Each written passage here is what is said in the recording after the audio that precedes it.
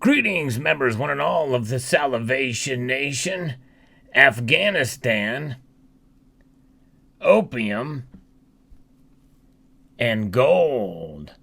Let's explore.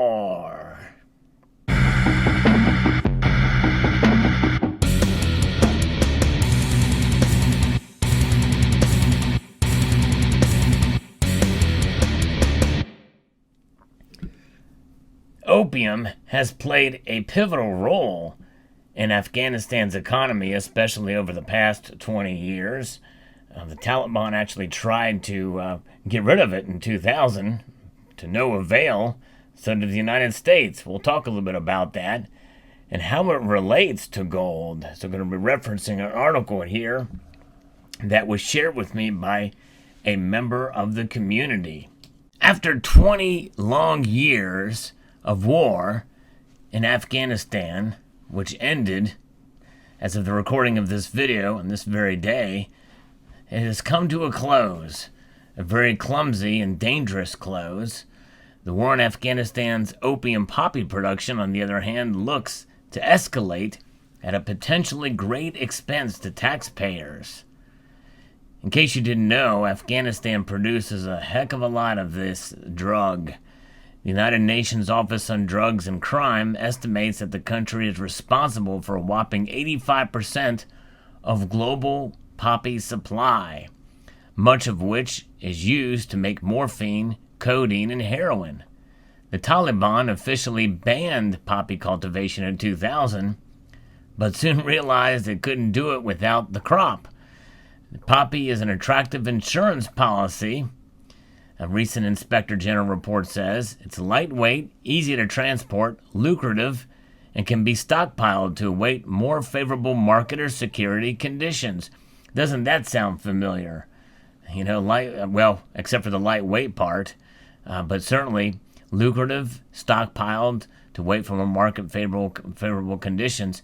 And by the way, that is something that will be proved to be quite attractive to them, especially considering the recent news that I reported about how their gold being stored in New York, they're not going to have any access to it. If you don't hold it, you don't own it.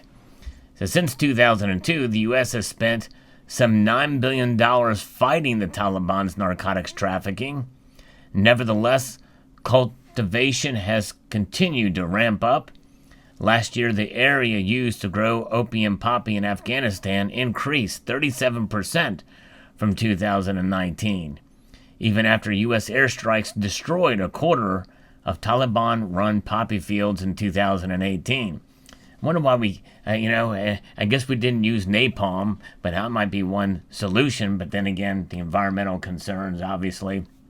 And nonetheless, there it is. Now the U.S. military is on its way out. Do you think that things will improve? Likely not. Billions more will likely need to be spent to combat poppy production, cultivation, and exporting, the Taliban's number one source of financing. Indeed, and you can see that there is a chart that I'm looking at that shows massive production since 2002, and 2017 was the top year of production. So, what about this risk? Obviously, the risk of growing it to cause harm and the risk of attacking those fields again in other ways. But gold and Bitcoin, they have no counterparty risk. Well, I would make an argument that Bitcoin does have a counterparty risk, but this article will talk about both here. There's another reminder that U.S. taxpayers and investors need their own attractive insurance policy against freewheeling government spending and currency debasement. Gold is such an asset as it has no counterparty risk. The more money that's printed to cover government spending, the more valuable gold becomes. Some believe the same is true for Bitcoin, which many perceive as digital gold, but I don't think that Bitcoin's history and its wild movements in price, its volatility, have any similarity at all, in my view. But nonetheless, the crypto has upside potential, but then again, there's fear of regulation there too.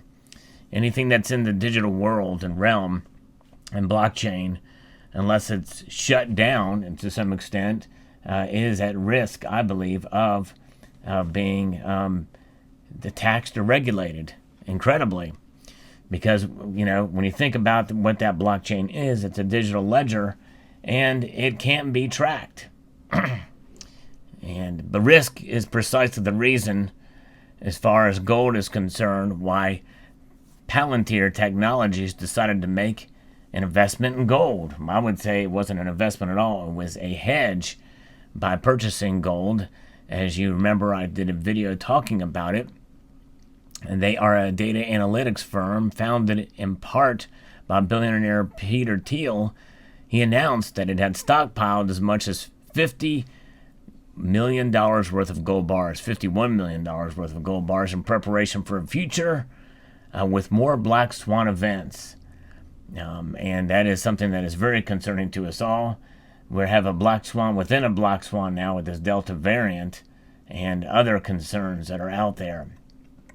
And when we think about where we are at on this continent, where we are at, and this gold represents the entire North American continent with the United States, Canada, and Mexico. These all gold coins represent those areas. We have just experienced a hurricane in a part of that continent that has knocked out power for entirely the whole state of Louisiana.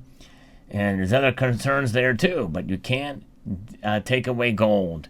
And so people there won't have access to bank accounts for a while or many other things. So it's good to have some sort of wealth, some sort of preparations, as well as food, water, and maybe portable power, that type of thing. Even cell services down there. But nonetheless, there are ways to adapt to those situations, and it looks like the Taliban are going to be doing that with opium because they don't have access to their gold. But we do.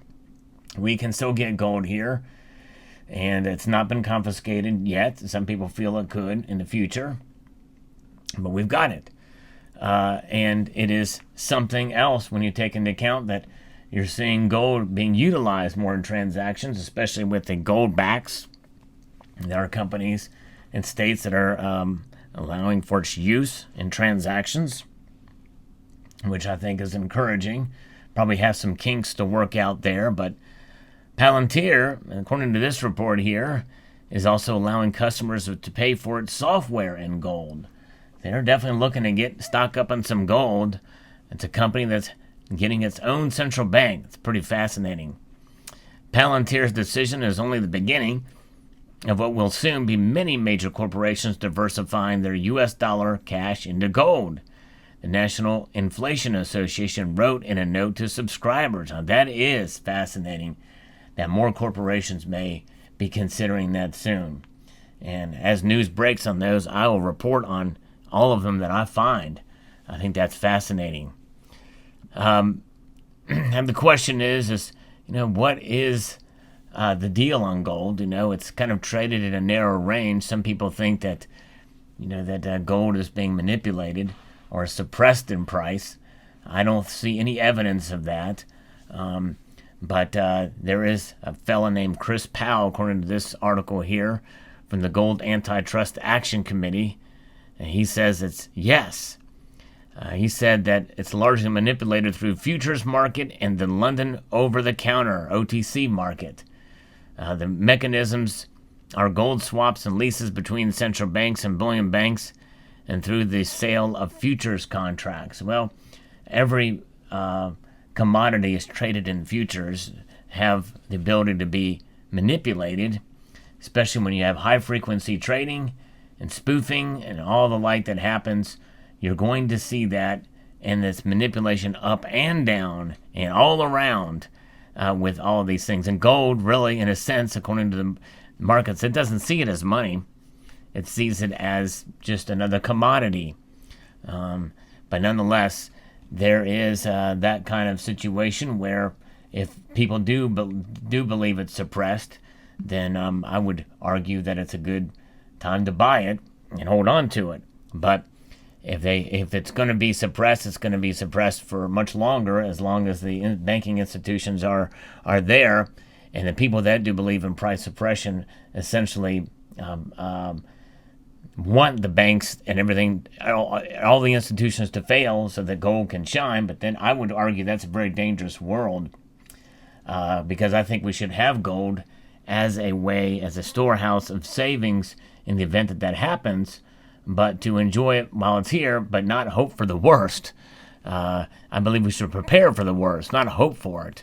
Nonetheless, it is interesting that he talks about that in this article, because he says that if his feeling is that as long as the G7 countries and central bankers continue their modern monetary theory, which, by the way, MMT is essentially a form of manipulation, the spring effect has the potential to be even greater. We could see gold at $2,000 to $2,400 an ounce. And that is something that essentially means that the spring effect would mean that manipulation would be stripped away from this after modern monetary theory is basically proven to be the failure that it is. So that being said, if that occurs, then we could see gold at $2,000 to $2,400 an ounce. It was already at $2,000 an ounce, just over $2,000 an ounce. So basically, his own admission, it sounds like he's saying that it's not, if it is suppressed, it's not by that much. But very interesting indeed. But a fascinating, I think, analogy between the poppy and the opium market in Afghanistan. And of course, we had a 20-year investment in Afghanistan with blood, sweat, tears, and money, lots and lots of money, to no avail, it appears. And if you look through the course of inflation during that time, a lot of that was contributed by that war. And we don't have nothing to show for it, except for a strengthened Taliban, unfortunately, which is a shame. But nonetheless, the opium market will thrive again, and that's their insurance policy. And I think the rest of the world, I believe, and us included, it is wise to us to have an insurance policy too. I'm not really all that much into illegal drugs, and besides, they can go away very quickly and cause a lot of harm. Whereas this stuff, gold, it's got the allure. It's beauty, it shines, it's a store of wealth, store of value, and a great insurance policy. That's how I view gold, and I hope you will see it that way too. And I'd like to extend a multitude of gratitude to you all for taking the time to watch this video, and to encourage you to please rate, share, comment, and subscribe.